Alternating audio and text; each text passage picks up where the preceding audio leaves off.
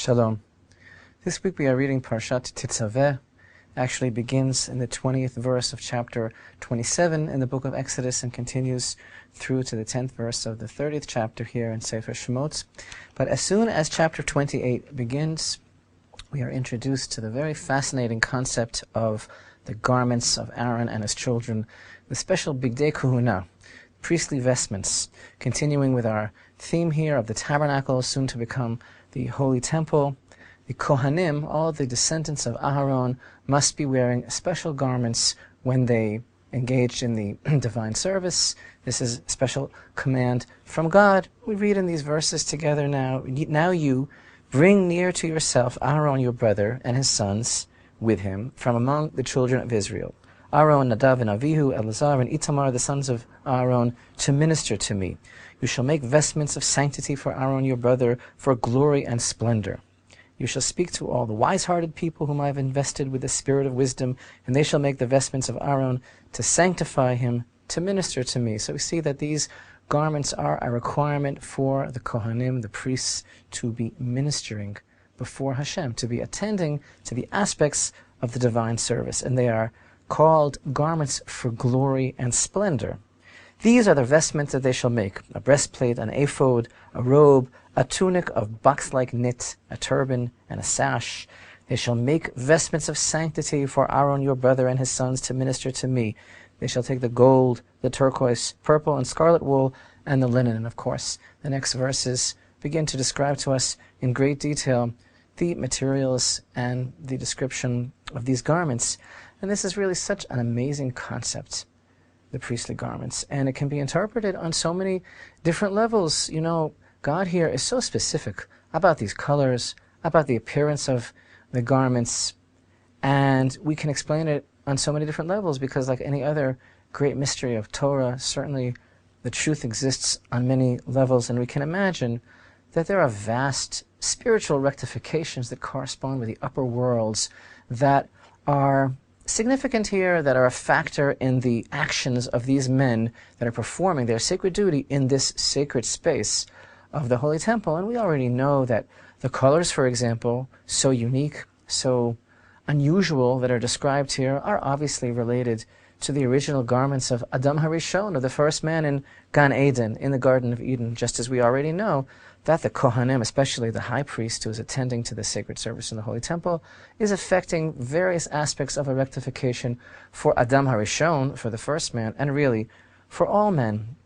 But you know that whenever we have concepts in the Torah, as they exist on many levels, and we can interpret them according to all sorts of vast cosmic secrets, there is also a simple explanation. There are many levels of understanding. So we want to understand really what's going on with this most unusual part of the Torah.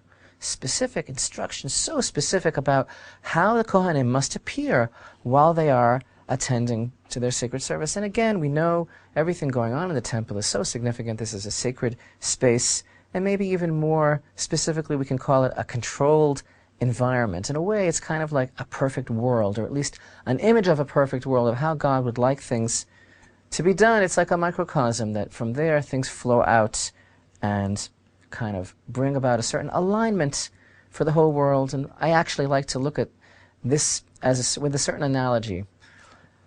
And it's the whole concept of the love affair between God and Israel. It's like a husband who says to his wife, you know, I really like how you look in that dress. And so also Hashem is telling the Kohanim that while they are in this sacred space and attending to this service which is elevating the whole world, I want you to look a certain way for whatever reasons he has in mind. But I want to share with you a few amazing points about this whole mystery. One is that we have a concept, it's reflected in the literature of our sages, that these garments possess an intrinsic holiness.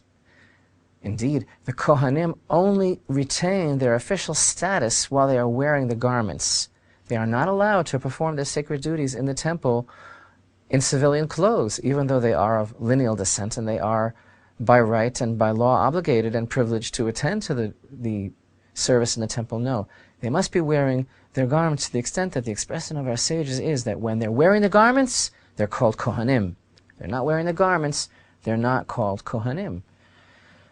And then another point, I think that's even more amazing, is this idea that is taught in the Midrash in the name of Rabbi Yochanan, the great Rabbi Yochanan, teaches us in the Midrash that there is a concept that just as the offerings in the Holy Temple bring about a certain state of atonement, so also the garments that are upon the bodies of the Kohanim, especially the Kohen Gadol, bring about atonement.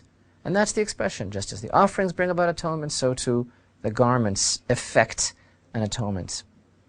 Of course, what does that mean, kapara? What is atonement? I think the best way to look at it is that it brings about a certain realignment of things that were lost, of ideas that were confused, of energies that were wasted.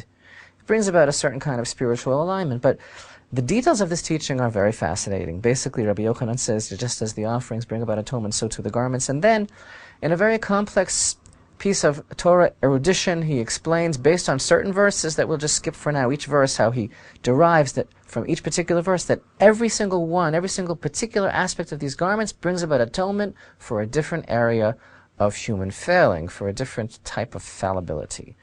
And the examples are, for example, the choshen, the breastplate, brings about an atonement for mistaken judgment, actually for misguided, for purposely misguided judgment. And the ephod brings about an atonement for idolatry. The me'il, the robe, brings about an atonement for those who speak idle speech, gossip, lashon hara, evil talk. The ketonet, the tunic, brings about an atonement for murder, God forbid. The pants bring about an atonement for sexual immorality. The hats, an atonement for haughtiness. And the tzitz, the gold front plate of the high priest, brings about an atonement for brazenness. This is, of course, a very unusual and remarkable thought, but again, on a simple level, what does it really mean? I think, again, if we define kapara, atonement, as an idea that we have a chance, through select actions, through proper kavanah, through proper intent, and through proper, desire to behave properly, we have a chance to fix things that we've damaged. We have a chance to bring about a renewal of spiritual force and energy, a realignment. So what does this really mean when it comes to the high priest wearing these garments? Don't forget that the Kohen Gadol in the Holy Temple is like a wick that draws up the oil. He is bringing down the shefa, the sustenance, the divine blessing into the world through everything that he does. There's a very interesting law regarding that elusive topic. The Torah speaks about the Ir Miklat, the city of refuge. When a person inadvertently kills someone, he's allowed to run and flee to the city of refuge, and there he's safe. And as soon as the reigning Kohen Gadol, the present high priest, as soon as he passes away, then that person is free to go and live a normal life. Somehow, this person in the Ir Miklat, in the city of refuge, is inexorably bound up with the high priest of that generation. And the watershed event for all of those people to leave those cities of refuge is the death of the current high priest. And why is that? Sages explain because the high priest is basically responsible for the whole world. He is responsible for the spiritual balance of the whole world. It's through his prayers and his service in the temple and his activity that the world can come to a certain state of balance and peace and tranquility.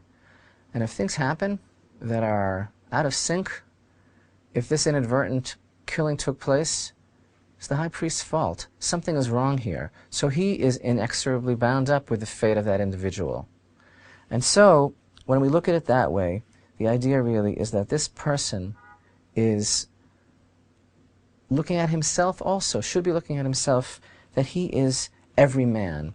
He is bringing about, as best as possible, a tikkun for all people, through everything that he does in the temple, just like everything else that goes on there in that sacred space, affects the whole world. The Kohen Gadol is to affect all people. And what I want to know is, what does it mean that his garments bring about a state of atonement for all of these various human failings that are experienced by all humanity? I think it's very simple when we think about it in the context of the relationship between the reigning high priest and all of those unfortunates in the Ir Miklat. Basically, he's looking at himself, he looks at his garments, he looks down, he looks at the pants, he looks at the tunic, the robe, and he realizes this teaching, how everything corresponds to an area of human activity, and he looks at himself as all people. And he says, look at my limbs, look at my life. How have I been using this energy? What is it all for? Where is it going? And through his taking full responsibility for himself as every man, as a microcosm of humanity, and through his sacred service and prayer, through this, again, the Torah always emphasizes to us that we must take responsibility. So through his inclusive introspection, and how he's taking responsibility for all people, basically he's making an example of himself. And it goes on along with this theme of everything that goes on in the Holy Temple as being the hope, the aspiration for a model world. And may it be soon and in our time.